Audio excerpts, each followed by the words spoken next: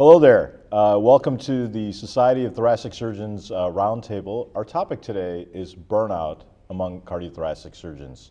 My name is Tom Varghese. I'm a thoracic surgeon at the University of Utah, and in addition to leadership positions in the Society of Thoracic Surgeons, I'm the Deputy Editor of Digital Media and Digital Scholarship of the Annals of Thoracic Surgeon. I'm joined today by an amazing group of content experts on this topic. Let's start to get to know them. Hi, my name is Oliver Chow. I'm a fresh graduate. I graduated from Beth Israel Deaconess. I'm in Boston just about 6 months ago, and currently I'm a thoracic surgeon over at New York, in New York Presbyterian Queens primarily, with the Weill Cornell Medicine group. I'm Susan Moffatt-Bruce. I'm a thoracic surgeon. I'm also a health outcomes researcher, and currently I'm the CEO of the Royal College of Physicians and Surgeons of Canada, and I live in Ottawa, Canada. And I'm Michal Hubka. I'm a thoracic surgeon at Virginia Mason in Seattle, Washington. I recently became the head of our thoracic surgery department, and I've been in practice for 7 years. Perfect. Well, thank you all for joining us today. Burnout, it's a hot topic. Burnout is defined as a syndrome characterized by depersonalization, emotional exhaustion, and decreased personal satisfaction directly as a result of stress from work. And surgeons, of course, are incredibly at risk for developing because of long work hours, delayed career gratification, as well as, let's affectionately say, not exactly the greatest work-life balance, and of course the increasing complexity of healthcare, both on the patient and the regulatory levels. Dr. Moffatt-Bruce, reflecting back on your experience, there's surveys saying that burnout is around about 50% of amongst physicians. Do you believe that stat? I mean, is that accurate, or is it like higher? I mean, what do you think about that? It's a really good question. I mean, I think that the number exists out there, and when they talk about the 50%, they're looking at not only medical students and residents and faculty. It really is a very large group. I do think, if I think of it from a scientific perspective, it's probably underrepresented. Wow. I think that there's a certain amount of bias that goes into the numbers that are put out there. It's still staggering. When we think about 50%, there's 2,300 people here at this conference. That means half of us have that potential to be burned out. And so that's a large number. So whilst I think it's underrepresented for the numbers that are being published and we speak to, I still think it's a staggering number, and one that really must get our attention. And what about our specialty, cardiothoracic surgeons? I mean, I know that because they haven't really done a specific burnout assessment in our specialty, but do you think that we're even more at risk for developing burnout? I think we're absolutely more at risk. First of all, we're a smaller specialty, so that puts us in a risk profile. I also think that when we look at other surgical specialties that have maybe calculated more scientifically their numbers, it's over 50%. So I think, relative to the acuity of our patients, all of the changes that you mentioned, I mean, healthcare is evolving so quickly, and that's part of the difficulty in fighting burnout and also acquiring wellness skills. I think we as a society are really at risk, and that 50% is going to continue to climb if we don't address it. Absolutely. Dr. Hubka, I mean, you've lived an extraordinary life. I mean, you've lived here in the United States, you've lived abroad, and the question that I have for you is, from your perspective, do you think there are cultural elements in North America that make us more prone to developing burnout? I think there are cultural elements, but I do think that humans are humans wherever you go, and we as cardiothoracic surgeons enter this specialty to help other people. I really think that a more profound cause of burnout, or these higher rates of burnout that Susan is mentioning, is the strain between our training, which is a very specialized training to go in depth in a topic, and then the strain to try to function in a hospital and try to function in an ever so changing healthcare environment. And I think that has more to do with burnout rather than cultural elements. If you look at our specialty, people from all around the world practice in the US. Some have trained abroad, some like me have trained in the States. And so I think they bring different perspectives to the table, but yet if you look at the numbers, 50% of them, irrespective of where they come from, can experience burnout. Yeah. Absolutely. Dr. Chow, you're probably the nicest person from the East Coast I've ever met. But I mean, the East Coast personalities are, it's type A, they're relentless. Do you think that setting puts people more at risk for burnout? So I think that's a really good question. First off, I'll claim that I grew up in Canada, so maybe that changes things a little bit. But having trained and worked only in the Northeast and primarily in the New York area, I think that there certainly is geographic changes. And I think even though I can't speak to personally in my discussions with colleagues, I think definitely some people feel as though the region that they're in changes what the culture of work and the expectations at work and the likelihood of burnout. Certainly in New York, I think there's that sort of if I can make it here, I can make it anywhere sort of New York mentality, and I think that's a real thing. More broadly, I think that when it comes to cardiothoracic surgeons, I think all of us have a sort of a competitive drive in us, right? I think that we're all striving to optimize our self-performance. And then whether we agree with the description or not, I think most other people would describe us as having type A personalities, regardless of whether we're in New York or elsewhere. And I think sometimes living up to that image or having that image and expectation upon us, I think that actually predisposes to a level of burnout. Perfect. Dr. Moffatt-Bruce, in your career, I mean, it's an extraordinary career. I mean, you've led multidisciplinary teams at a variety of different clinical settings.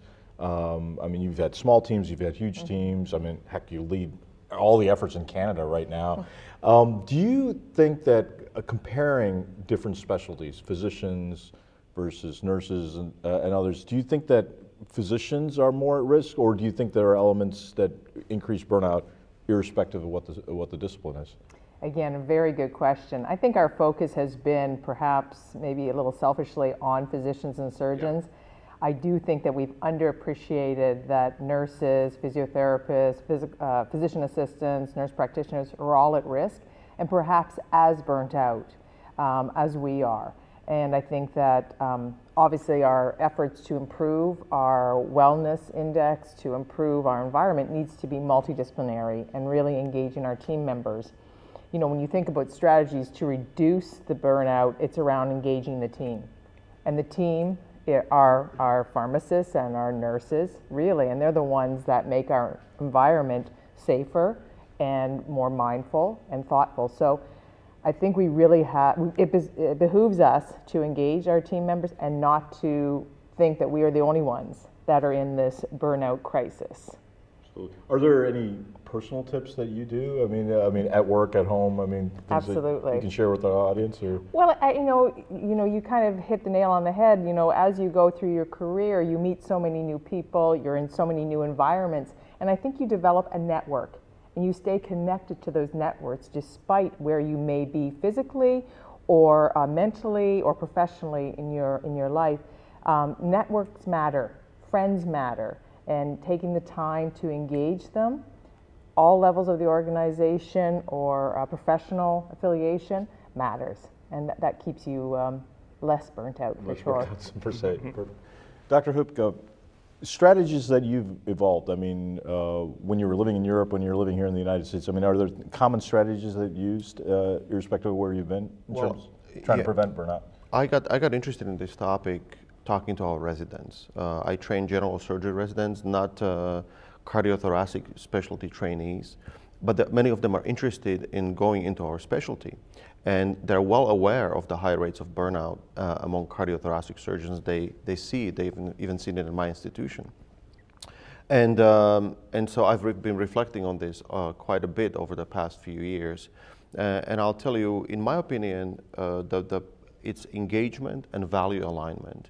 I think if you can put yourself in an environment where yours and your team's values are aligned, it gives you a degree of job satisfaction. And really, it's burnout and all the metrics of burnout are something very negative. And I think we have to refocus on the positive. And wellness, physician wellness, staff wellness, organizational wellness is something that I strive to participate in and engage in. The question remains is how do you engage your organization to see the value in physician and staff wellness, right? Yeah, absolutely. Dr. Chow, I mean, you've just gone through the wars. I mean, as a trainee, you're fresh out of that. I mean, are there tips that you've done, I mean, during training now that you're a young attending in terms of trying to, bring meaning and prevent burnout in your life? I have still a large potential for a steep slide, I guess, steep slide down. Certainly, I think that focusing a little bit more on the personal wellness aspects. For me, personally, as a Christian, I have a lot in terms of prayer and reflection that is important to me, and I think a lot of people, regardless of whether they are people of faith or not, will find some sort of balancing based off of their personal beliefs. I think for me also time spent outdoors is very helpful for me. A lot of people talk about the ways in which we counteract burnout, and people will, there are a lot of resources out there in terms of the efficacy of nutrition, exercise, time spent outdoors, time spent with family. And I think all of those aspects, we each develop strategies and also things that can bolster us in that way. Perfect.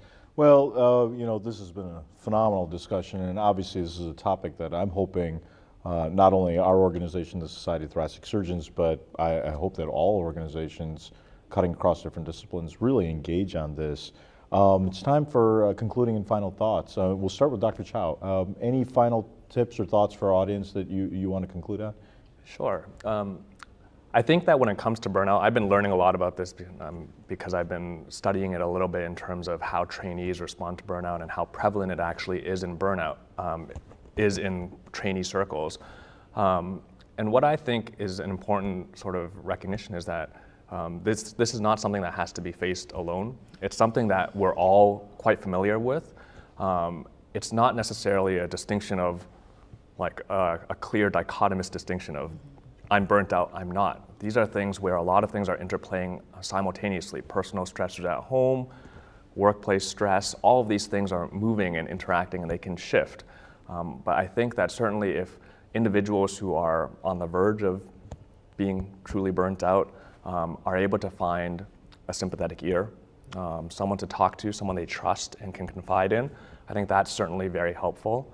And I think as a community, I think we need to recognize and make it more acceptable and just recognized that this is something that happens. It's something that can be devastating to people's lives, and it's something that affects our community. Perfect. Dr. Moffatt-Bruce, concluding thoughts? Absolutely. I mean, I think it's time for acceptance and action. We've been talking about this indicator for some time, and we know that there's a problem, and now I think we truly need to be brave in our acceptance of it, thoughtful in our actions, and truly engage the entire team as we make this an indicator that will improve over time and that we will all become well together. Beautiful. Dr. Hubka, final thoughts for the audience. I think one thing to consider of utmost importance is preparation of the next generation. In us training our fellows and residents, we need to teach them not only surgery, but teach them the soft skills to be able to integrate into organizations which are oftentimes very different than the organization that they trained in.